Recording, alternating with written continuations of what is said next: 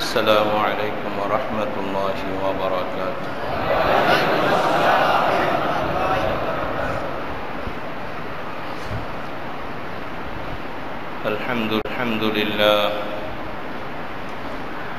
الحمد لله نحمده ونستعينه ونستغفره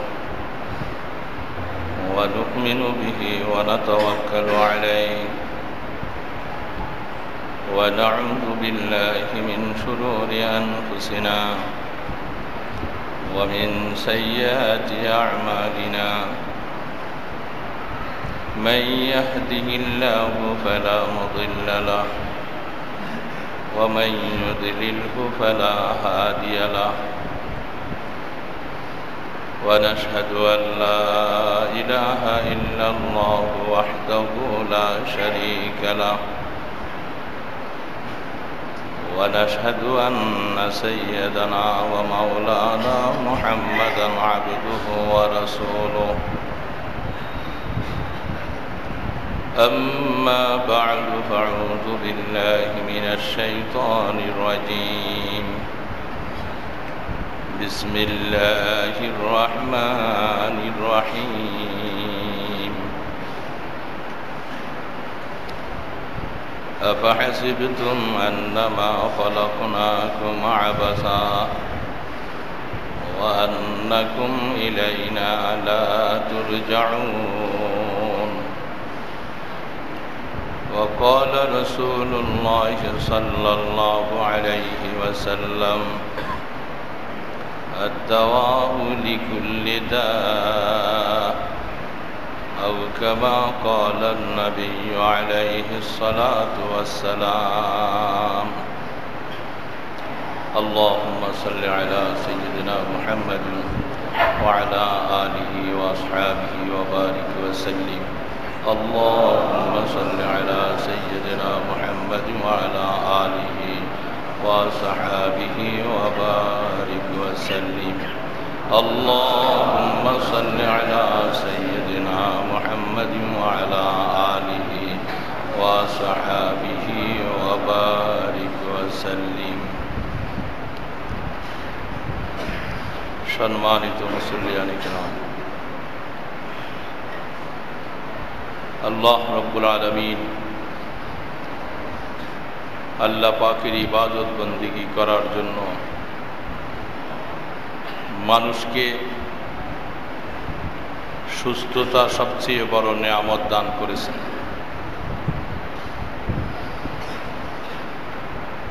দুইটা নেয়ামত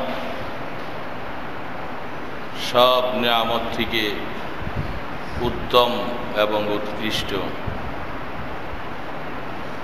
সেই দুইটা নেয়ামত হলো সুস্থতা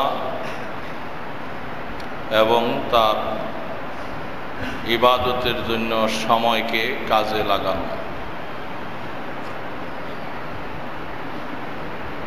হাদিস শরীফের মধ্যে আল্লাহর হাবিব ফরমান নেয়ামতান মাগমুমাতান, দুইটা নেয়ামত সবচেয়ে গনিমতওয়ালা, আসিহাতু ওয়াল ফারাগা। একটা হলো মানুষের সুস্থতা, দুই নম্বর হলো মানুষ ইবাদতের জন্য সময় পাওয়া। যাবতীয় নেয়ামত, টাকা পয়সা, আত্মীয় স্বজন, হায়াত,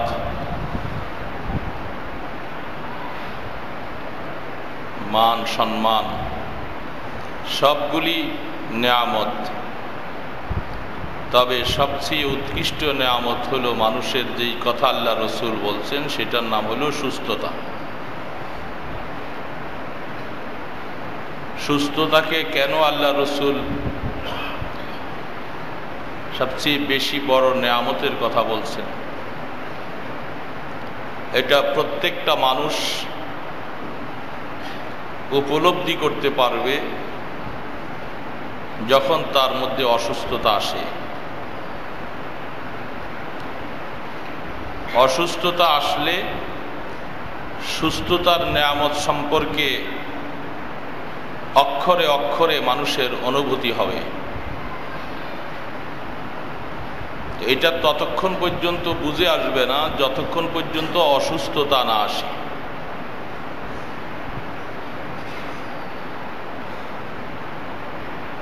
অসুস্থতার মধ্যেও বিভিন্ন ক্যাটাগরি থাকে। কাহারও হালকা সামান্যতম কিছু হয়, ওটার দ্বারাও সে ততটুকু অনুভূতি অর্জন করতে পারে না যে সুস্থতার নেয়ামত কি জিনিস। যখন বেশি আকারে অসুস্থতা হয়ে পড়ে, সে তখন চলতে পারে না, হাঁটতে পারে না, কথাবার্তা বলতে পারে না, দুনিয়ার কোনো কাজ কারবারের সাথে সে অংশগ্রহণ করতে পারে না। তখন সেই ব্যক্তি বিছনার মধ্যে শুয়ে শুয়ে জীবনের সুস্থতার কথাগুলি তার চোখের সামনে ভেসে ওঠে। প্রত্যেকটা সেকেন্ড মিনিটে তখন তার ওই সুস্থতার কথাটা স্মরণ হবে।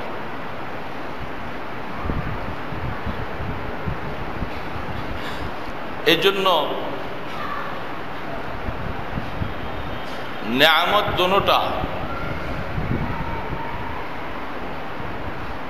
সুস্থতা এটা নেয়ামত, অসুস্থতাকেও এটাও আল্লাহ পাকের নেয়ামত।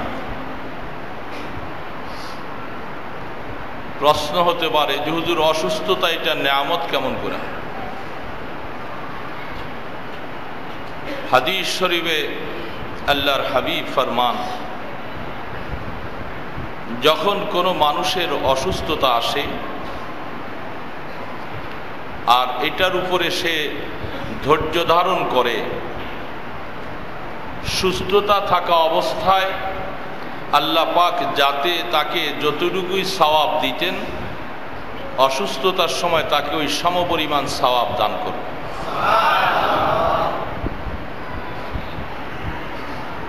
অন্য আরেক হাদিসের মধ্যে আল্লাহর হাবিব ফরমান, কোনো মানুষ অসুস্থতা হয়ে যাওয়ার কারণে দিনের কিছু কাজ তার থেকে ছুটে যাচ্ছে, যেমন জামাতে যেতে পারে না, দাঁড়িয়ে নামাজ পড়তো সে দাঁড়িয়ে নামাজ পড়তে পারে না, ওযু করতে পারতো তৈমুম করে নামাজ পড়ে,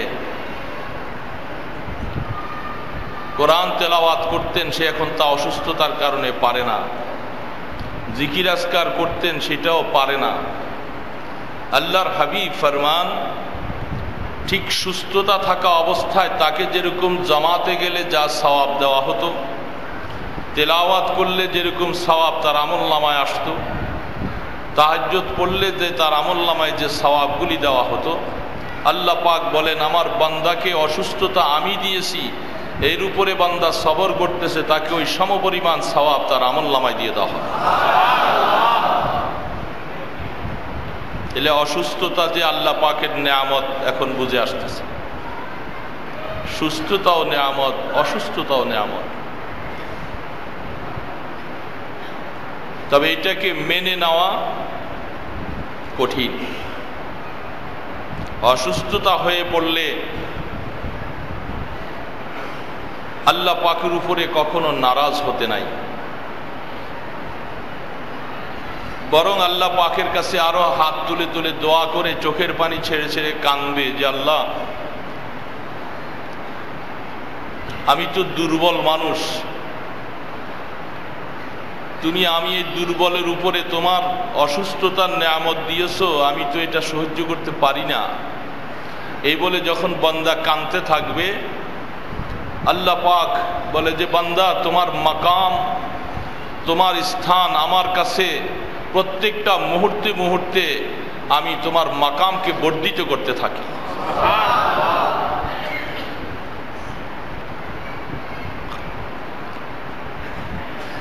আর স্বাভাবিক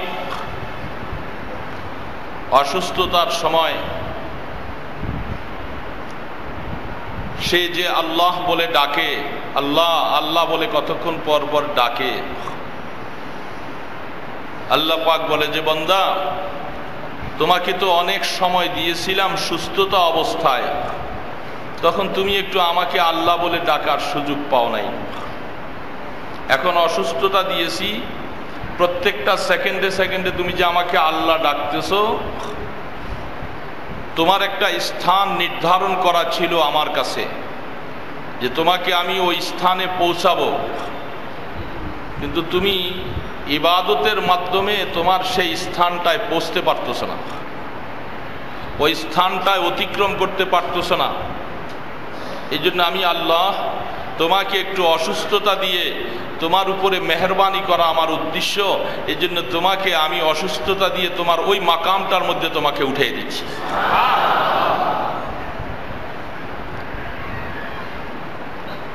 তাহলে অসুস্থতা এটা নেয়ামত আল্লাহ পাকের।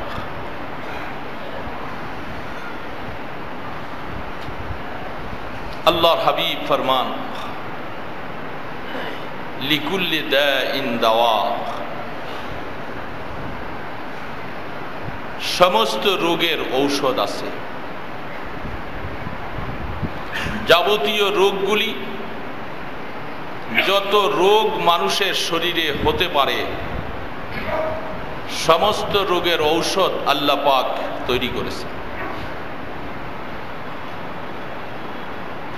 লিকুল্লি দাইন দাওয়া,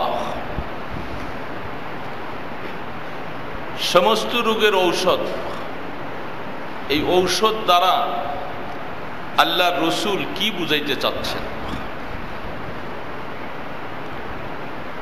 জ্বর হলে প্যারাসিটামল খাবো, নাপা খাবো, এগুলি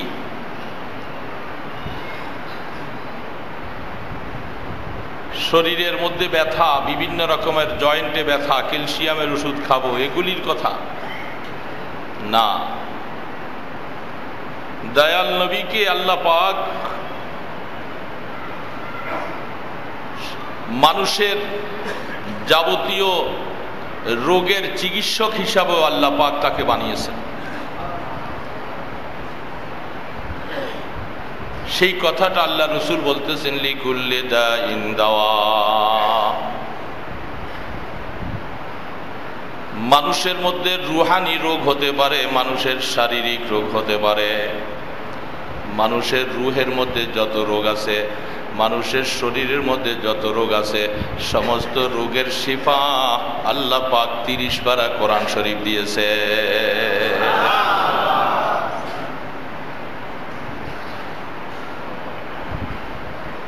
রুহানি রোগের জন্য শিফা যেরকম আল্লাহ পাকের কোরআন, আল্লাহ পাক বলতেছে, ওয়ানুনাজ্জিলু মিনাল কোরআন মা হুয়া শিফাউ ওয়া রাহমাতুল লিল মুমিনিন। হে আমার বান্দাবান্দি, আমি কোরআন নাজিল করেছি, এই কোরআনটা মুমিনের জন্য শিফা। এই রুহানি রোগের চিকিৎসা, শারীরিক রোগেরও চিকিৎসা, সব কিছুর ব্যবস্থাপনা আমি আল্লাহ পাক কোরআনে রাখলাম। এই জন্য আল্লাহ রসুল তিনি বলতেছেন, দেখো কোরআন শরীফের মধ্যে সূরা ফাতিহা আল্লাহ পাক সব রোগের শিফা ঘোষণা করেছে।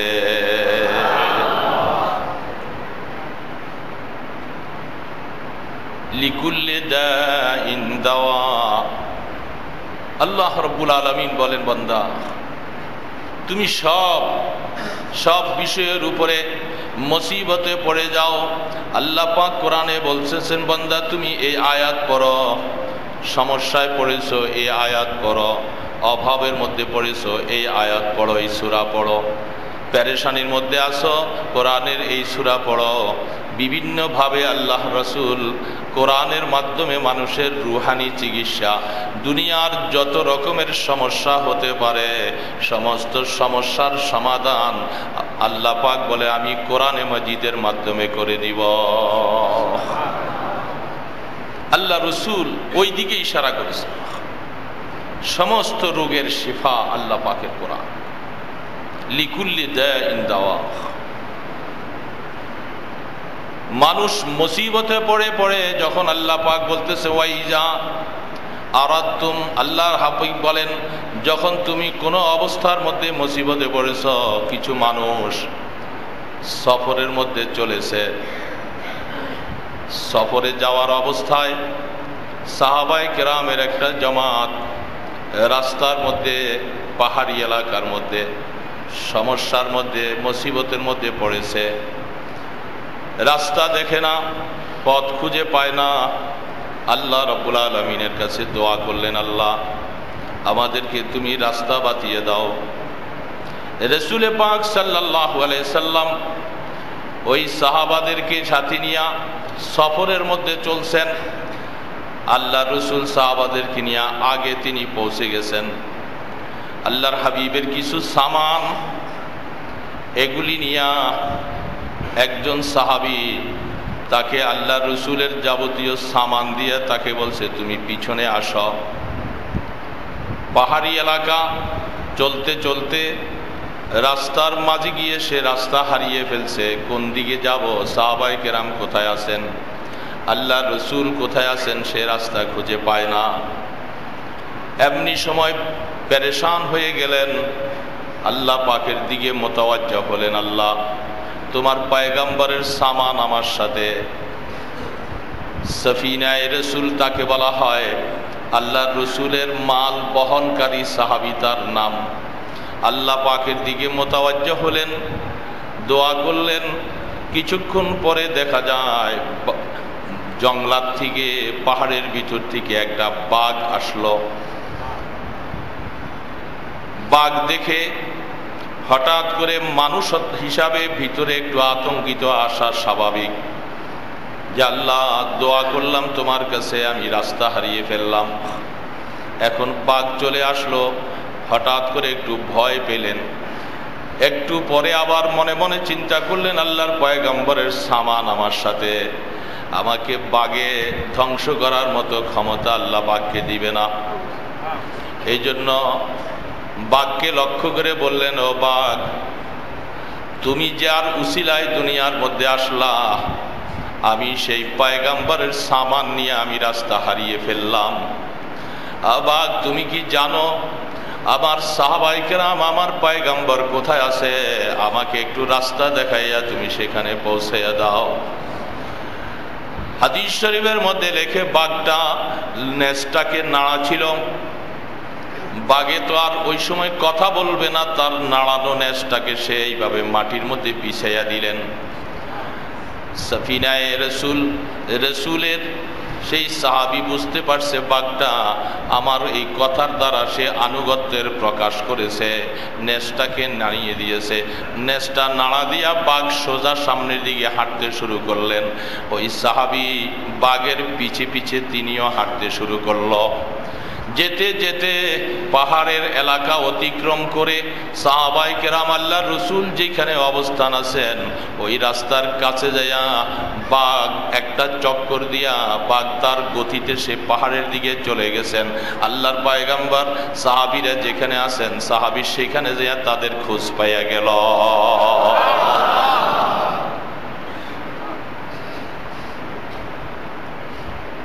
এটাও আল্লাহ রাব্বুল আলামিন, আল্লাহ রসুল বলতেছে, বান্দা তুমি মুসিবতে পড়েছো, এটার উদ্ধারের জন্য শেফা কার কাছে পাইবা, সমাধান কোথায় পাইবা? সব কিছুর সমাধান একমাত্র আমি আল্লাহ পাকের কাছে। লিকুল্লি দাইন দাওয়া। মুসিবতে পড়েছো, ডাকবা কাকে? আমাকে ডাকো। আমি আল্লাহ তোমার জন্য জঙ্গলের বাঘ দিয়া হলেও তোমার রাহবরি করে তোমার রাস্তা দেখাইয়া দিব।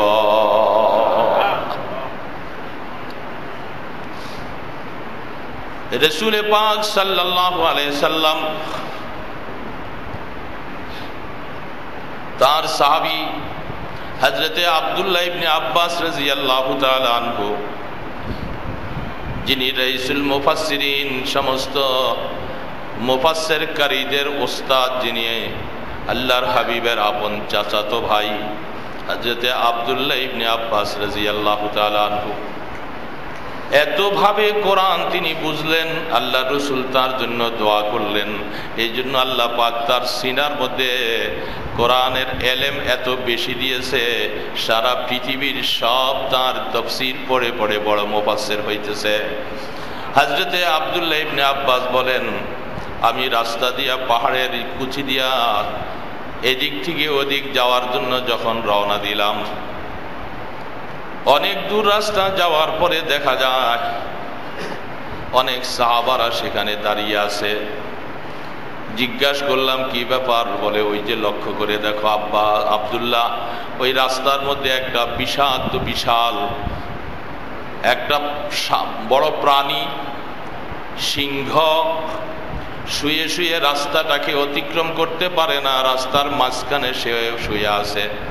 এখন তার ভয়ে আমরা এদিকেও যাইতে পারি না, ওই দিকেও যাইতে পারি না। ওই দিকের মানুষগুলি সেখানে আটকা, এই দিকের মানুষগুলি এখানে আটকা। আমাদের দেশ নয়, পাহাড়ি এলাকা, অনেক উঁচা পাহাড় অতিক্রম করে যাওয়ার আর কোনো রাস্তা নাই। দীর্ঘ সময় দাঁড়িয়ে আছেন। হযরতে আব্দুল্লাহ বলতেছেন, আমার দিলে বিশ্বাস হলো আমি একটু আগাইয়া ওই সিংহকে লক্ষ্য করে আমি কিছু কথা বলবো। নিশ্চয়ই আমার আল্লাহ পাকের সাহায্য হলে সিংহ আমার কথা বুঝবে এবং রাস্তা ছেড়ে দিতে বাধ্য হবে। হযরতে আব্দুল্লাহ সামনের দিকে যেতে চায়। সাহাবায়ে কেরাম বলে, ভাই আব্দুল্লাহ, তুমি আমাদের মধ্যে বহু সম্মানিত মানুষ, আল্লাহর পয়গম্বরের চাচাতো ভাই তুমি, আল্লাহ পাক তোমাকে কোরআনের অনেক ইলম দান করেছে, তুমি সামনে যেও না, হতে পারে অতর্কিত হামলা করবে, আমরা মরে যেতে পারি। তোমার মতো একজন আব্দুল্লাহ সমাজের মধ্যে আরো বহুদিন বেঁচে থাকা দরকার আছে। আব্দুল্লাহ পিছনে যেও, সামনে যেও না তুমি। যদি আব্দুল্লাহ সাহাবায়ে কেরামকে এখানে রেখে তিনি বলে, আমি একটু সামনে আগেয়ে দেখি। যেতে যেতে সিংহটা যেই বরাবর বসে আছেন এর থেকে কয়েক হাত দূর পর্যন্ত হযরতে আব্দুল্লাহ গিয়া পৌঁছলো। ওইটা আওয়াজ দিয়া বলতেছি, ইয়া সেবা আল বাহায়েম, ও জঙ্গলের জন্তু, ও বড় বিষাক্ত বাঘ, তুমি শুয়ে আছো। নাহনু আসহাবু রাসূলিল্লাহি সাল্লাল্লাহু আলাইহি ওয়াসাল্লাম, আমরা আখিরি জামানার পয়গম্বর নবী মুহাম্মদ রাসূলুল্লাহ সাল্লাল্লাহু আলাইহি সাল্লামের কিছু সাহাবারা আমরা এখানে আটকে পড়ে গেলাম। তোমাকে যে আল্লাহ পাক বানিয়েছেন, আমাদেরকে সেই আল্লাহ পাক বানিয়েছে। তুমি রাস্তার মধ্যে শুয়ে আমাদের রাস্তাটাকে বন্ধ করে রাখলাম, আমরা চলাচল বিঘ্ন ঘটে। আমি তোমাকে আল্লাহর জাতের কসম দিয়ে বললাম, তুমি দয়া করে আমাদের থেকে রাস্তাটাকে ছেড়ে দিয়ে সরে যাও। তাফসীরের মধ্যে লিখে হযরতে আব্দুল্লাহ ইবনে আব্বাস রাদিয়াল্লাহু তাআলা আনহু যখন বলছেন নাহনু আসহাবু রাসূলিল্লাহ, রাসূল পাক সাল্লাল্লাহু আলাইহি সাল্লামের নামটা শোনার সাথে সাথে যেই বাঘটা সিংহটা এতক্ষণ নেজটাকে নাড়াইতে শুরু করলো, হযরতে আব্বাস বলেন, আব্দুল্লাহ বলেন, আমি দেখলাম এই কথা শোনার সাথে লেজটাকে সে মাটির মধ্যে বিছাইয়া দিছে। তিনি বলেন যে আমার প্রথম টার্গেটটা মিস হয় নাই। আমার দিলে বুঝে আসতেছে বাঘ সম্ভবত আমাদের কথা শুনতেছে, বুঝতেছে। তিনি এতটুকু বুঝার পরে নিজের দিলের মধ্যে ইতমিনান হয়ে আল্লাহ পাকের কাছে দোয়া করলেন, সমস্ত রোগের দাওয়া, লিকুল্লি দাইন দাওয়া, সব কিছুর ব্যবস্থাপনা, দাওয়া, ঔষধ একমাত্র কোথায়? আল্লাহ পাকের কাছে।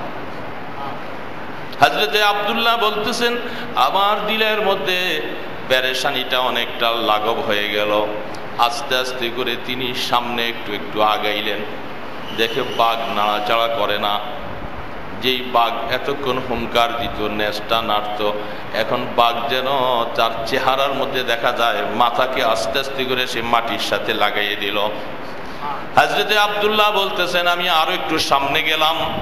যেতে যেতে যাইতে যাইতে আমার আল্লাহ পাক আমার দিলের মধ্যে, ইমানের মধ্যে এত সাহস আর শক্তি দিলেন, বাঘের কানে ধইরা ধইরা তিনি যেন বাঘের কানে কথা বলতে শুরু করলো।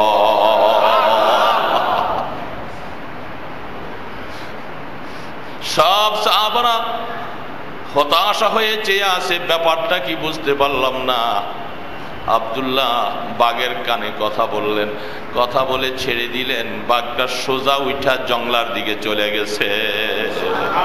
সব সাহাবারা আব্দুল্লাহকে টেনে বুকে জড়িয়ে ধরে বলে, আব্দুল্লাহ, আব্দুল্লাহ, রসুলের চাচাতো ভাই, তুমি রসুলের চাচাতো ভাই, তোমার ইমানের পাওয়ার এত বেশি। হযরত আব্দুল্লাহ বলেন, আমার দিলের মধ্যে আসছে যখন আমি রসুলের সাহাবী শব্দটা যখন বললাম, আরে তোমরা মনে করতেছো বাঘ আমাকে খাতিল করে নাই, তোমাকে খাতিল করে নাই। আল্লাহ রসুলের নামটা শোনার সাথে সাথে বাঘের মধ্যে আমার আল্লাহ পাকের তরফ থেকে মানার যোগ্যতা তাকে দান করলো। লিকুল্লি দাইন দাওয়া, সব কিছুর চিকিৎসা, সব কিছুর ব্যবস্থাপনা দুনিয়ার ডিসপেন্সারির মধ্যে নয়, কোন ডাক্তারের দোকানে নয়, সব কিছুর ব্যবস্থাপনা আমার আল্লাহ পাকের কাছে। আল্লাহ রাব্বুল আলামিন বলতেছে, এই জন্য বান্দা, সব কিছুর ব্যবস্থা আমি তোমাকে দিয়ে থাকি, শিখিয়ে থাকি। আল্লাহ পাক কোরআন শরীফের মধ্যে বলতেছে, আল্লাহু আকবার, দেখো আল্লাহ পাক বলে, হযরতে ইউনূস আলাইহিস সালাতু ওয়াস সালামকে যেমন তোমাদেরকে আমি এইভাবে করে শেফার ব্যবস্থা করলাম, লা ইলাহা ইল্লা আনতা সুবহানাকা ইন্নী কুনতু মিনাজ জালিমিন। হাদিস শরীফের মধ্যে লেখে, ওয়া ইলাহুকুম ইলাহুন ওয়াহিদ লা ইলাহা ইল্লা হুয়ার রহমানুর রহিম। শাহিদাল্লাহু আন্নাহু লা ইলাহা ইল্লা হু ওয়াল মালাইকাতু ওয়া উলুল ইলমি কায়িমান বিল কিসত। আল্লাহ সুবহানাহু ওয়া তাআলা বলেন কোরআন শরীফে, আমি আল্লাহ রাব্বুল আলামিনের শান বয়ান করতে যায়া অনেকগুলি আয়াত আমি নাজিল করলাম। এই সবগুলি আয়াতগুলাকে ইসমে আজম বলা হয়। যখনই তোমরা ওরকম আয়াত পড়া যেই কোনো অবস্থার মধ্যে পড়ে আমার কাছে দোয়া করবা, আমি আল্লাহ সাথে সাথে তোমার মুসিবতকে দূর করে দিব। লিকুল্লি দাইন দাওয়া। ঠিক যেমনি ভাবে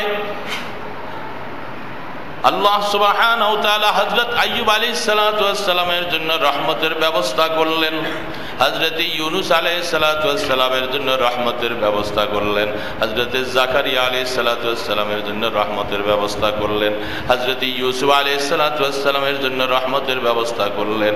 সর্ব অবস্থায় আল্লাহ পাকের কাছে যখন বান্দা মুতাওয়াজ্জা হয়ে গেল, আমার আল্লাহ পাক বলেন, সবার জন্য আমার আল্লাহ পাকের তরফ থেকে তার ব্যবস্থাপনা আমি করে দিলাম। ইউসুফ আলাইহিস সালাতু ওয়াস সালাম তিনিও নবী, আইয়ুব আলাইহিস সালাতু ওয়াস সালাম নবী, জাকারিয়া আলাইহিস সালাম নবী, হযরত শামউন আলাইহিস সালাতু ওয়াস সালাম নবী। আল্লাহু আকবার। হযরত শামউন আলাইহিস সালাতু ওয়াস সালাম সম্পর্কে তাফসীরে লেখে, যে জামানায় তার দাওয়াত কবুল করনেওয়ালা কোনো মানুষ ছিল না, কেউ তার দাওয়াত কবুল করে না। জালেম বাদশাহ হযরত শামউন আলাইহিস সালাতু ওয়াস সালামকে অ্যারেস্ট করে বলছে যে, তুমি যে দ্বীনের দাওয়াত দিতেছো, এই দাওয়াত তুমি ছাড়ো, নতুবা তোমাকে এতদিন সুযোগ দিলাম আর সুযোগ দেব না, তোমার ব্যাপারে কঠোর পদক্ষেপ। অথচ ইচ্ছা করলে ওনাকে ডাক দিয়া নিয়া একটা তরবারি দিয়া আঘাত করে দিলেই তো উনি শেষ হয়ে যায়। কিন্তু এমন একজন নবীকে হত্যা করার জন্য জালেম বাদশাহ কত ব্যবস্থাপনা করলো। বিশাল করে গর্ত তৈরি করেছে, জঙ্গলাত থেকে বহু অর্থ ব্যয় করে কয়েকটা বাঘ ধরে আনছে, বাঘগুলাকে আইনা ওই গর্তের মধ্যে ছেড়ে দিয়েছে এবং অনেক দিন পর্যন্ত বাঘের খাবার দেওয়া বন্ধ করে দিয়েছে। বাঘ সেখান থেকে আর ফাল দিয়া উঠার মতো না। আর এই জালেম বাদশাহ বলতেছে, যাও শামউন, তুমি এখনো তোমার দ্বীনের দাওয়াতের প্রচার ছেড়লা না, তিনি বলছে যে আমাকে তো আল্লাহ পাকের দাওয়াত দেওয়ার জন্যই প্রেরণ করছে, আমি এটা ছাড়বো কেমন করে? তোমার যা খুশি তুমি তাই করতে পারো।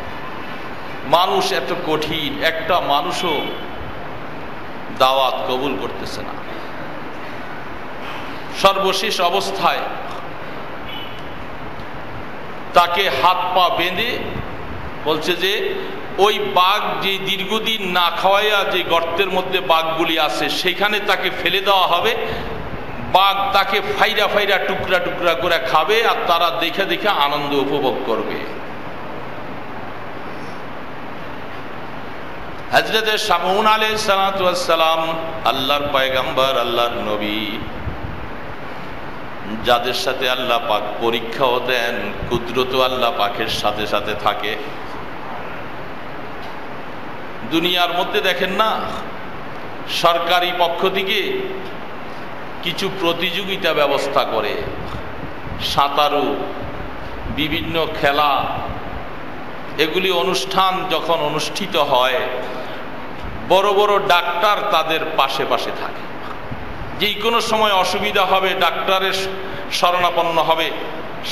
সাঁতারুরা সাঁতার দিতেছে, হঠাৎ করে যদি অ্যাক্সিডেন্ট করে অসুবিধা করে সাথে সাথে ডাক্তার তার বোর্ড নিয়ে তৈরি করা। আমার আল্লাহ পাক বলে, আরে দুনিয়ার মানুষ একটা সরকার বাহাদুর, মানুষকে কোথাও পাঠাইতেছো আর সেখানে তোমার চিকিৎসার জন্য ব্যবস্থাপনা থাকে, আর আমি সমস্ত আহকামুল হাকিমিন, সমস্ত বাদশার বাদশাহ, আমি কি আমার বান্দার সাথে এরকম ব্যবস্থাপনা রাখবো না? সামন্ত সে আমার দাওয়াত দিতেছিল, আমার পক্ষ থেকে চিঠি মানুষের কাছে পৌঁছাইতেছিল, মানুষকে দাওয়াত দিতেছে আল্লাহ পাকের দিকে, এক আল্লাহর ইবাদত করার জন্য, গায়রুল্লাহ মূর্তি পূজা ছেড়ে দেওয়ার জন্য। আরে আফসোস, তোমরা আমার সামনের সাথে ভালো ব্যবহার করো নাই। হাত বেঁধে কত আনন্দ তারা, আরে এতদিন পরে মজা দেখবা, যে দাওয়াত থেকে তোমাকে বিরত থাকার জন্য বললাম, বিরত থাকলা না, আজকে মজা দেখবা, তোমাকে যে বাঘেরা ফাইরাসিরা খাবে, আমরা আনন্দ উপভোগ করব।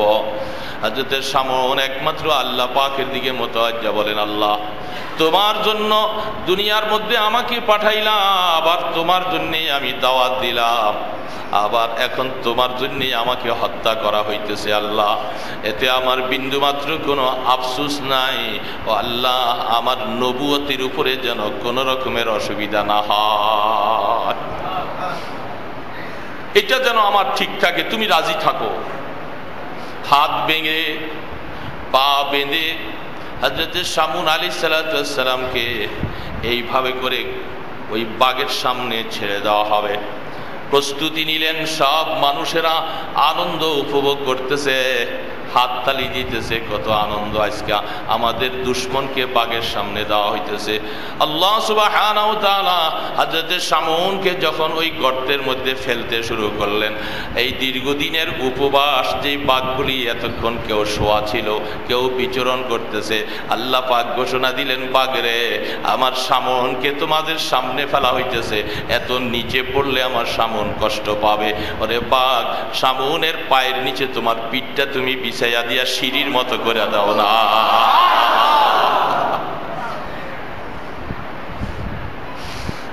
বাঘ যে শোয়া ছিল উঠে তাড়াতাড়ি দাঁড়াইলেন, হযরত শামউনের পা মোবারক গুলি ওই বাঘের পিঠের মধ্যে বসা, বাঘ আস্তে করে তাকে গর্তের মধ্যে থেকে নিচে নামাইয়া, হাত বাঁধা পা বাঁধা, নিজের দাঁত দিয়া কামড়াইয়া শামউন আলাইহিস সালাতু ওয়াস সালামের হাতের বাঁধের রশিগুলি বাঘ খুইলা দিল। হযরত শামউন আলাইহিস সালাম পড়ে আছে, বাঘ এক নজরে তার দিকে দেখে আছে। ওই দুষ্টরা দূর থেকে দেখে, আজীব কথা, দুনিয়ার মধ্যে বহু কিছু দেখলাম, আরে এমন অবস্থা তো আর কোনোদিন দেখলাম না। দীর্ঘদিনের উপবাস, বাঘ মানুষ খায় না, এটা তো কোনোদিন বুঝতে পারলাম না। হযরত শামউন আলাইহিস সালাম পড়ে আছে ওইদিকে, দীর্ঘদিন জেলখানায় ছিল, কষ্টে ছিল, এইভাবে করে পড়ে আছেন। বাঘ এক নজরে তাকে, আল্লাহু আকবার, বাঘ আইসা মায়ার নজরে হযরত শামউনকে আদর করা শুরু করে দিল।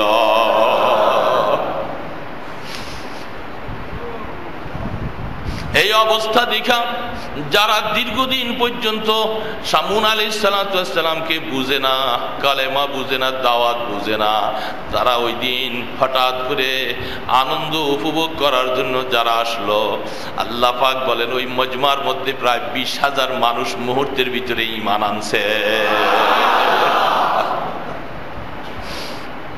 বলে আমরা এখন বুঝলাম আসলে শামুন আমাদের কাছে দীর্ঘদিন যে কালেমার দাওয়াত দিল রে, আসলে শামুন যদি নবী যদি না হবে তাহলে তার সাথে বাঘেও কেন এত ওইরকম ব্যবহার করে।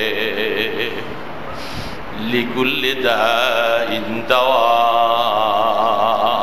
সব কিছুর রোগের চিকিৎসা, মুসিবত থেকে উদ্ধার করা, পেরেশানির থেকে উঠানো, সব কিছুর চিকিৎসা আল্লাহ পাক বলেন আমি সব তৈরি করে রাখছি, আমি আল্লাহ সব কিছুর শেফা। লিকুল্লি দাইন দাওয়া। ফাস্তাজাবনা লাহু ওয়া নাজ্জাইনাহু মিনাল গাম্মি ওয়া কাযালিকা নুনজিল মুমিনিন। আমার আল্লাহ পাক বলতেছে এই আয়াতের পরে মুসলমানেরা ওইরা দেখবা লা ইলাহা ইল্লা আনতা সুবহানাকা ইন্নী কুনতু মিনাজ জালিমিন। এটা তো আল্লাহ পাক শিখাইলেন হযরত ইউনূস আলাইহিস সালামকে। সাহাবায়ে কেরামের সামনে যখন আল্লাহর রাসূল যখন বয়ান করতেছে, আল্লাহ পাক আমার ভাই ইউনূস ইবনে মাত্তার সাথে এমন ব্যবহার করলো, যেহেতু আমিও নবী, আমার ভাই ইউনূসও নবী ছিল, তাকে মাছে এইভাবে করে গিলল। পেটের মধ্যে ছিল, অন্ধকার রাত্রে ছিল, গভীর রাত্রের মধ্যে মাছ নিয়ে তাকে সমুদ্রের তলদেশে পড়ে আছে। আল্লাহ রাব্বুল আলামিন বিভিন্ন জানোয়ারের হিংস্র বস্তুর থেকে হেফাজত করার জন্য আল্লাহ পাক মাছটাকে কুদরতের দ্বারা হুকুম করে পাঠাইয়া দিল, আমার ইউনূসকে তুমি পেটে নাও, তবে সাবধান মাছ, দুনিয়ার অনেক কিছু ভোগ করার জন্য তোমাকে আমি দিলাম, কিন্তু ইউনূসকে তোমার পেটের মধ্যে শান্তির জন্য আমি একটা বাসা বানাইয়ে দিলাম, আমার ইউনূসকে খবরদার সামান্যতম একটু টাচও তুমি করতে পারবা না। ইউনূস আলাইহিস সালাম ওইভাবে ছিলেন। আর সেইখানে মাছের পেটে কত গভীর পানির নিচে তলদেশে মাছ পড়ে আছে, কে সেখান থেকে ব্যবস্থাপনা করতেছে? দুনিয়ার কোনো ডাক্তার নাই, কোনো মানুষ নাই, কোনো নৌবহর নাই, কোনো নৌযাত্রী নাই, কারোই তো সেখানে হাত পৌঁছে না। আল্লাহ পাক বলেন আরে সপ্ত জমিনের নিচে হলো আমার আল্লাহ পাকের নেগরানি সেখানেও আছে। আমি আমার বান্দার খবরাখবর নিতেছি 24টা ঘন্টা, মাছকে আদেশ করলাম, আর আমার ইউনূস সেখানে কিভাবে আছে দুনিয়ার কারো কাছে খবর নাই। সবাই তো মনে করছে ইউনূসকে মাছে খেয়ে ফেলছে, বাস জীবনের জন্য শেষ হয়ে গেল। কিন্তু তারা কি জানে যে আমি আমার ইউনূসের খবর নিতেছি, প্রত্যেকটা সেকেন্ড এবং মুহূর্তে ইউনূস কি অবস্থায় সেখানে আছে আমার খবর আছে। সেখানে আমি আমার ইউনূসের দিলের মধ্যে আল্লাহ পাকের পক্ষ থেকে দিলের মধ্যে আমি একটা জিনিস এলকা করে দিলাম, ইউনূস আপনি আমার কাছে এই বলে ফরিয়াদ করেন। আল্লাহু আকবার। রোগ যিনি দেয় চিকিৎসা তিনি করে, মাছের পেটে ঢুকাইলেন তিনি, আবার তিনি আবার বলতেছি ইউনূস আপনি আমার কাছে এই দোয়াটা পড়া, এটা পড়ে আপনি আমার কাছে দোয়া করেন, আপনার চিকিৎসা আমি করব। কত দয়ালু আর কত দরদি, কত রহমান রাহিম। হযরত ইউনূস আলাইহিস সালামকে আল্লাহ পাক বলতেছি ইউনূস তুমি পড়ো লা ইলাহা ইল্লা আনতা সুবহানাকা ইন্নী কুনতু মিনাজ জালিমিন। তাফসীরের মধ্যে লেখেন এখানের মধ্যে আয়াতের দুইটা জিনিসকে আল্লাহ বেশি প্রাধান্য দিয়েছেন। একটা হলো লা ইলাহা ইল্লা আনতা সুবহানাকা, আল্লাহ পাকের ঈমান কত মজবুত, লা ইলাহা ইল্লা আনতা, শিরিক থেকে সম্পূর্ণ দিল পরিষ্কার। আল্লাহ কোনো ইলা নাই, কোনো মাবুদ নাই, উপাসনার যোগ্যতা কেউ নাই, সেজদার মালিক কেউ না, প্রশংসার মালিক কেউ না, ইবাদতের মালিক কেউ না, সব কিছু ইল্লা আনতা। এই আয়াতটা আল্লাহ পাক চয়ন করে নিজে বাছুনিয়ে করে এইভাবে করে বানাই দিছেন। আল্লাহ পাকের পবিত্রতা বয়ান করতেছেন, সুবহানাক, আল্লাহ তুমি অত্যন্ত পবিত্র। আর আয়াতের শেষের অংশ আল্লাহ শিখিয়ে দিছেন, পয়গম্বর ইউনুস আপনি তো নবী, কোনো সন্দেহ নাই, নবুয়তি আমি দিয়েছি, আপনি তারপরেও নবুয়তের শানের মধ্যে কিছু ভুল হয়ে গেছে, আপনি ভুলটা স্বীকার করেন। আপনি বলেন ইন্নী কুনতু মিনাজ জালিমিন, আপনি বলেন যে আল্লাহ আমি অপরাধকারীর থেকে একজন, আমি অবশ্যই অপরাধ করেছি। দেখছেন আল্লাহ পাক কিয়ামত পর্যন্ত মানুষের জন্য সবক রাখছেন। শিরিকপূর্ণ ঈমান হবে আর গুনার ব্যাপারে বলবে যে আল্লাহ আমি অপরাধী। ব্যাস এই দুইটা সামনে চলে আসবে, তখন তার পুরস্কারও সামনে আসবে। ফাস্তাজাবনা লাহু ওয়া নাজ্জাইনাহু মিনাল গাম্মি ওয়া কাযালিকা নুনজিল মুমিনিন। আমার ইউনুস যখন মাছের পেটের মধ্যে থেকে আমি এই দোয়াটা শিখাইয়া দিলাম, ইউনুস যখন বলতে শুরু করলো, একটা সেকেন্ড আর দেরি হয় নাই, মাছের পেটের ভিতরে অশান্তি শুরু হয়ে গেল। মাছকে বললাম, মাছ তাড়াতাড়ি যাও, ইউনুসকে তুমি পেটে রাইখা শান্তি পাইবা না, যেখান থেকে উঠাইছিলা ওই সমুদ্রের পাড়ের মধ্যে আমার ইউনুসকে তুমি বগলাইয়া বাহির করে দিয়ে আস। এই দিক থেকে দোয়া পড়া মাত্র শুরু হলো, এতদিন 40 দিন পর্যন্ত সেখানে মাছ পড়ে আছে, হজমও হয় না, কি জ্বালা, হজম হয় না, বাইরও করতে পারে না, কি জ্বালা যে মাছটার মধ্যে লাগছে। আল্লাহ পাক বলে যে যাও, এবার তোমাকে জ্বালা যন্ত্রণা এবার তোমার উদ্রেক। কিনারে নিয়ে রাখা আসলেন, আহা, তো বলছে যে খুব সাবধানে রাখবো, আমার ইউনুসের যেন কোনো অসুবিধা না হয়। সমুদ্রের কিনারে পানির সাথে পানি আর মাটির পাশে এমন জায়গার মধ্যে নিয়ে মাছ বগলাইয়া থুয়ে আসলেন। ইউনুস আলাইহিস সালামের চক্ষুগুলি, শরীরটা একেবারে সাদা, 40 দিন পর্যন্ত মাছের পেটে থাকতে থাকতে শরীরটার মধ্যে একটা মাছি বসার মতো শরীরের অবস্থাও নাই। আল্লাহ পাক বলতেছে দেখো শেফা আমি দেই, দেখো, সাথে সাথে আল্লাহু আকবার। এতদিন 40 দিন পর্যন্ত খাওয়া লাগে নাই, আল্লাহ পাক জঙ্গলার থেকে একটা বকরিকে বলছে, বকরি যাও না, আমার নবী পয়গম্বর ইউনুস এইভাবে করে পড়ে আছে, ও বকরি, সে হাত দিয়া ধরবার মতো ক্ষমতা নাই। ছোট বাচ্চা যেরকম ভূমিষ্ঠ হওয়ার সাথে সাথে মা নিয়া যদি দুধটা তার মুখে দিয়া না দেয়, বাচ্চা শক্তির দ্বারা ধরতেও পারে না, খাইতেও পারে না। আমার ইউনুস এরকম ছোট বাচ্চার মতো, বকরি তুমি যায়া তোমার ওলানটা আমার ইউনুসের মুখের মধ্যে ঢুকাইয়া দিবা।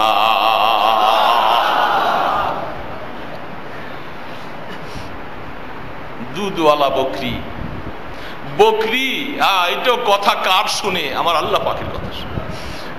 কে কোথায় খুঁজে পাবে কোন বকরির দুধ আছে না আছে, কে শুনবে, কে বুঝবে? কিন্তু ইশারা ওইখান থেকে হচ্ছে, বকরি চলে আসছে। আয়েশা ইউনুস আলাইহিস সালামের মুখের মধ্যে বকরির ওলানটা দিয়া দুধ খাওয়াইতে শুরু করলেন। আল্লাহু আকবার। ইউনুস আলাইহিস সালামের শরীরের মধ্যে আস্তে আস্তে করে বকরির দুধের দ্বারা তার মধ্যে শক্তি অনুভূতি আসলো। হাদিস শরীফের মধ্যে আল্লাহ রাসূল বলেন, সাথে সাথে জিবরিল আলাইহিস সালামকে বলছেন, জিবরাইল যাও না, একটা লাউয়ের দানা, লাউয়ের বিচি আমার ইউনুসের পাশে দিয়া লাগাইয়া দাও, একটা মুহূর্তের ভিতরে গাছ উঠে যাবে, গাছটা বড় হবে, পাতাগুলি বড় বড় হবে, আমার ইউনুসকে সে ছায়া দিতে থাকবে।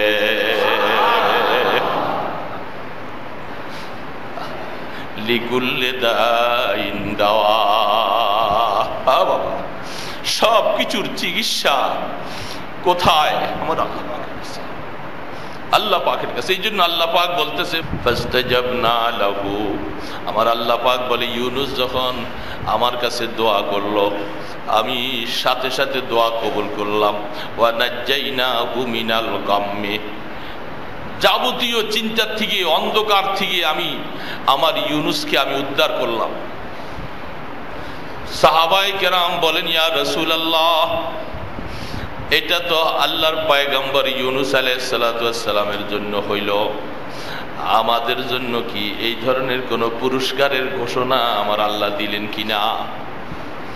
সাহাবায়ে কেরাম যখন আরজু করলেন, আল্লাহ রসুল বলে কোরআনের আয়াতের শেষের অংশের দিকে তাকাও, ওয়া কাযালিকা নুনজিল মুমিনিন।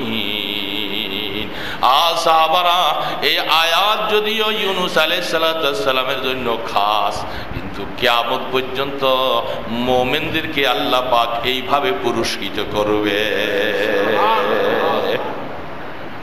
মোমেনরা যদি এরকম ভাবে দিল বানাইয়া যদি আল্লাহ পাকের কাছে চায়, আল্লাহ পাক মোমেনদেরকে ওইভাবে পুরস্কার দিবে। আল্লাহ পাক বলেন এই আয়াত শুধু ওনার জন্যই খাস নয়, আমার উম্মতেরাও পাবে যদি তারা এরকম বানাইয়া নিতে পারে। লিকুল্লি দাইন দাওয়া, সমস্ত রোগের শেফা আল্লাহ পাক বানিয়ে রাখছেন। এই জন্য এই হাদিস আল্লামা ইবনে রাজব হাম্বলি রাহমাতুল্লাহ আলাইহি আদ-দা ওয়াদ দাওয়া একটা কিতাব লিখেছেন। আল্লাহু আকবার, অনেক বড় আলেম। তার কিতাবের মধ্যে লিখেছেন যে দেখো, অনেকে মাঝে মাঝে বলতে পারে হুজুর ওষুধ কি? ওষুধ এটা যেটা আমরা খাইতেছি, চিকিৎসা যেটা করতেছি, বলে যে এটার উপরে তোমার মনের নিয়ত এরকম থাকবে, এটা তোমাকে শেফা করনেওয়ালা না। এটাও আল্লাহ পাকের হুকুম হইতে হবে। ওষুধ তোমাকে খাইতে বলছি, তুমি খাইবা, এটা পেটের মধ্যে যে আল্লাহ পাকের কাছে দরখাস্ত করবে, আল্লাহ। এই যে অনেকে তাবিজ লেখে কোরআন শরীফের আয়াত দিয়া, পানি ফু দিয়া দেওয়া হয়, এগুলি হাদিসের মধ্যে আছে। বলে এই তাবিজটাও কোরআন শরীফের আয়াত, তো এই তাবিজ কোরআন শরীফের আয়াত লিখে দিবে, এটা আল্লাহ পাকের কাছে আয়াত ফরিয়াদ জানায়, আল্লাহ তোমার বান্দার জন্য এই আয়াতটার শিফা স্বরূপ লিখে দেওয়া হয়েছে, আল্লাহ আমি কি তার উপকার করব কি, করার জন্য আদেশ তোমার আছে কিনা? আল্লাহ পাক যদি আদেশ করেন কাজ করবে, আদেশ না হলে কাজ করবে না। এই জন্যই আল্লাহ রসুল বলেন সব শিফা তো একমাত্র আল্লাহ পাকের কাছে। ওষুধ খাইতেছি এটার নামে মাত্র। আল্লাহু আকবার, আল্লাহ রাব্বুল আলামিন বান্দার জন্য এই জন্য বলতেছে নি'মাতান মাগমুমাতান। বান্দা, সুস্থতা অসুস্থতা দোনোটা আল্লাহর নেয়ামত, তবে সুস্থতার নেয়ামতটা এমন একটা জিনিস, এটা থাকলে ইবাদত করা যায়, আল্লাহকে ডাকা যায়, নামাজ পড়া যায়, তেলাওয়াত করা যায়, জিকির করা যায়, মসজিদে আসা যায়, যাবতীয় নেক কাজ করা যায়। যদি সুস্থতা না থাকে এগুলি একটাও করা যায় না। আল্লাহ পাকের নাম নিতেও তখন মনে চায় না। সুস্থতা যদি না থাকে তাহলে আল্লাহকে ডাকতেও মনে চায় না, তখন পেরেশান আর পেরেশান। এই জন্য আল্লাহ পাক বলে আমি শুধু এই অবস্থায়ও বান্দার উপরে নজরদারি রাখি। বান্দা, আমি তোমাকে একটু পরীক্ষা করে তোমার মাকামকে উপরের দিকে উঠাইতে চাই, তোমার গুনাহ মাফ করতে চাই। এই জন্য গুনাহ যখন তোমার মাফ হয়ে যাবে, তারপরে যখন তুমি সবর করবা, আমি আল্লাহ পাকের কাছে তোমার মাকাম উচ্চ মর্যাদার আসনে তোমাকে উপবিষ্ট করে দিব। এই জন্য মিশকাত শরীফের মধ্যে রাসূল পাক সাল্লাল্লাহু আলাইহি সাল্লাম হাদিস ফরমান, মিশকাতুল মাসাবি ওয়ালা বলতেছে, আল্লাহর বান্দা দুনিয়ার মধ্যে মুসিবতে পইরা, রোগে পইরা সহ্য করলা, এর পুরস্কার যখন কিয়ামতের ময়দানে দেওয়া শুরু করবে, আল্লাহ পাক যখন এর পুরস্কারগুলি তার জন্য যখন বন্টন করে যখন দিতে থাকবে, আমলনামার মধ্যে যখন দেখা যাবে এই দিনের এই রোগের কারণে তোমার এই পুরস্কার, ওই সবর করেছে এই পুরস্কার, এই পুরস্কার, এই পুরস্কার, তখন আল্লাহর বান্দা সেদিন আল্লাহর কাছে বলবে, ও আল্লাহ, দুনিয়ার মধ্যে তুমি আমাকে আরো কষ্ট দিতা, আগুনের কেচি দিয়া আমার জিহ্বাটাকে কাটতা, আর আমি সবর করতাম, আজকে ময়দানে হাসরে এত পুরস্কার পাইতাম, এটা যদি আমি জানতাম দুনিয়াতে আরো কষ্ট সহ্য করতাম। ভাইরা, সবর সবর করতে হবে। সবর বান্দাকে কখন কি অবস্থা করে। ও আল্লাহ রাব্বুল আলামিন, আমি গত রাত্রে খুব অসুস্থ হয়ে পড়ছি। আজকে এখন মিম্বরে আইসা বসার মতো আমার শরীরের অবস্থা ছিল না। সারা রাত চিৎকার করে করে কাঁদছি, মাথার ব্যথায় এক জাররা ঘুম নেই, এত অসহ্যকর অবস্থা। তখন মনে পড়তো ওই কথা, আল্লাহ রসুল তিনি দুনিয়ার থেকে যাওয়ার আগে তাকে আল্লাহ পাক মাথা ব্যথা দিছিলেন। মাথার ব্যথায় আল্লাহ রসুল বারবার বলছিলেন, ইন্না লিল মৌতি লাসাকরাত, বারবার বলছিল, আহ মৌতের কষ্ট, আহ মৌতের কষ্ট। এই কথাটা রসুল বারবার বলছে। তা আমি গতকাল আমার এই মাথার ব্যথায় আমি হয়তো মনে করছি যে আল্লাহ নাকি এর সুন্নত, তোমার পয়গাম্বরের সুন্নত আসলো, আর হয়তো দুনিয়ার থেকে এই অবস্থার উপরে তুমি উঠাই নিবা। এই অবস্থায় ফজরের জামাত আসবো মসজিদে, সেই শক্তি ছিল না। বেলা 11:30 পর্যন্ত শরীর অসুস্থতা, আমি দাঁড়াইতে পারি না, আমার শরীরটা এইভাবে কাঁপতেছে। বাসায় সবাইকে বললাম, আমি জুমাটা কেমন করে পড়াবো, কথা কেমনে বলবো, আমি তো মসজিদে যাইতে পারতেছি না। এত অসহ্য, আর এত একটা মনে হয় একটা বাচ্চার শক্তি আমার শরীরে নাই, এমন অবস্থা লাগতেছে। তো আল্লাহ পাকের কাছে এইটাই, আল্লাহ জুমার দিন জুমার নামাজটা পড়বো, ফজরের জামাতে যাইতে পারলাম না, বৈশা বৈশা কোন রকম ফজরের নামাজ পড়ছি মসজিদে, কথাও বলতে তো পারবো না। তো যাইয়া হয়তো তোমার বান্দাদের সামনে বলবো যে অসুস্থ কথা। তো আল্লাহ পাক দেখেন, এই অবস্থায় যখন আজান হইতেছে অন্য জায়গায়, তখন আমি বিছনার থেকে উঠছি, আমাকে ধৈর্য ধৈর্য উঠান হয়েছে।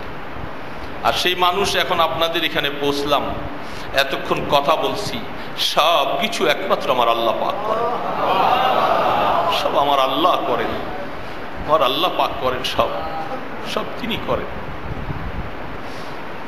এই জন্য মানুষ কেন এত অহমিকা করো, এত বাহাদুরি করো, এত কিছু করো, কি 10 মিনিটের ভিতরে তোমার মতো ফালোয়ান তোমাকে ধরাশায়ী করে দিবে। কোন শক্তি নিয়া, কোন বাহাদুরি নিয়া এত কিছু করতেছি, আরেকজনের নামে কত রকমের প্ল্যান প্রোগ্রাম, ওরে শেষ করে দিব, ওরেই করব, সেই করব ইত্যাদি, ওর বিরুদ্ধে কত গালি গালাজ, কত কিছু করতেছি না। আমার আল্লাহ পাক বলে, আর বান্দা, হ্যাঁ, একটা মিনিটের ভিতরে তো তোমাকে আমি ধরাশায়ী করে দিতে পারি। কি শক্তি নিয়ে এত বড় বাহাদুরি করতেছ, কিসের? এই জন্য আল্লাহ পাক গুনাহ মাফ করে দেয় অসুস্থতা হলে, এবং আশা ভরসা সব নিয়ে রাত্রি উঠবো, আল্লাহকে ডাকবো, কিছু করবো। আল্লাহ পাক বলে, এত আফসুস লাগলো যে আল্লাহ তোমাকে একটু ডাকবো, সে যদি শরীরে অবস্থা যান বাইরিয়ে যায়, চোখ দিয়ে যার জার করে পানি পড়তেছে, আর সহ্য করা যায় না।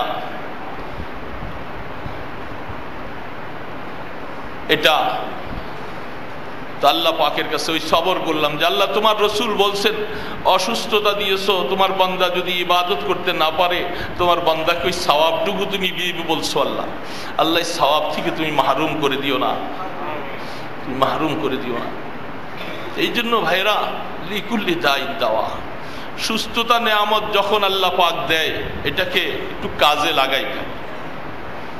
আজ করব, কাল করব, পরশু করব, এটা বসে থাকি। আগামীকাল হয়তো আমি সুস্থতা নাও থাকতে পারি। এই জন্য যতক্ষণ সুস্থ থাকি এটাকে দাম দিতে থাকি, এটাকে কাজে লাগাইতে থাকি।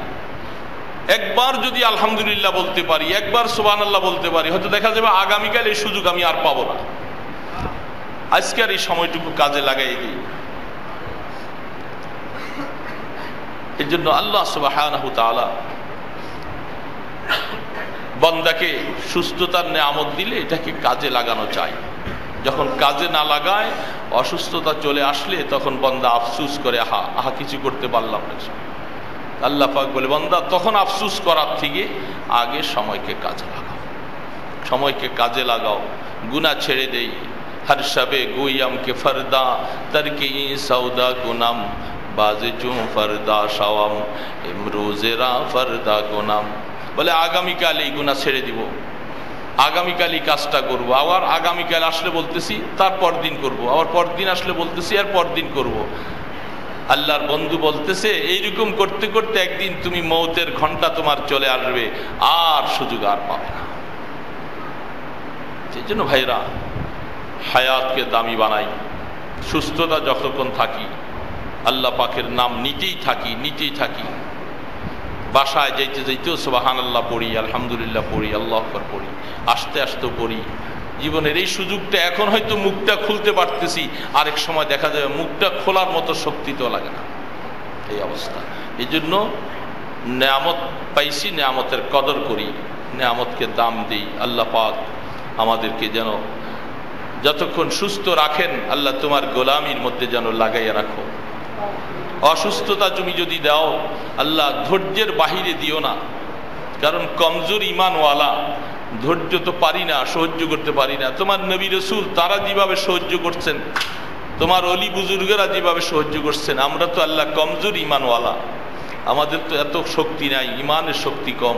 যেন আমাদেরকে বড় পরীক্ষা দিলে তো আমরা টিকতে পারবো। এই জন্য হাজী ইমদাদুল্লাহ মুহাজিরে মক্কি রহমতুল্লাহ আলাই আল্লাহর কাছে দোয়া করতেন যে আল্লাহ আমি কমজোর, তুমি তোমার অসুস্থতার নেয়ামতটাকে সুস্থতার নেয়ামত দিয়া তুমি বদলাইয়া দাও। অসুস্থতা তোমার নেয়ামত, সুস্থতা নেয়ামত। আল্লাহ আমি কমজোরের কারণে তোমার এই অসুস্থতার নেয়ামতকে সুস্থতার নেয়ামত দিয়া তুমি বদলাইয়া দাও। এই জন্য আমাদের ওই আশা, এই কথা আল্লাহ পাক আমাদের সবাইকে যেন কবুল করেন। আল্লাহ পাকের জন্য যেন আমাদের জীবনকে আমরা দান করতে পারি। আল্লাহ সবাইকে কবুল করেন।